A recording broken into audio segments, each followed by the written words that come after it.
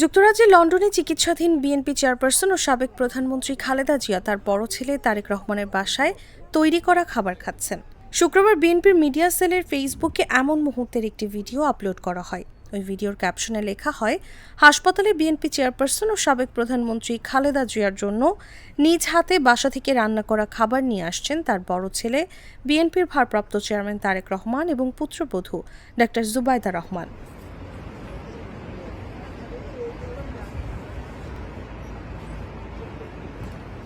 ভিডিওতে তারেক রহমানকে হাতে খাবারের বক্স নিয়ে হাসপাতালে যেতে দেখা যায়। সঙ্গে ছিলেন তার স্ত্রী জুবাইদা রহমান। চেয়ারপারসনের উপদেষ্টা ডক্টর এনামুল হক চৌধুরী জানিয়েছেন, লন্ডন ক্লিনিকে খালেদা জিয়ার চিকিৎসা ভালোভাবেই চলছে। চিকিৎসকের অনুমতি নিয়ে হাসপাতালে রাতে থাকছেন জিয়া পরিবারের সদস্যরা।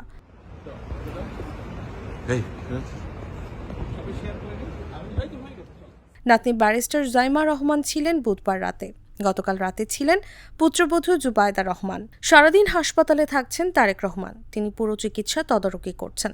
তিনি আরও জানান, দীর্ঘদিন পর পরিবারের সদস্যদের কাছে পেয়ে ভালো সময় কাটছে খালেদা জিয়ার।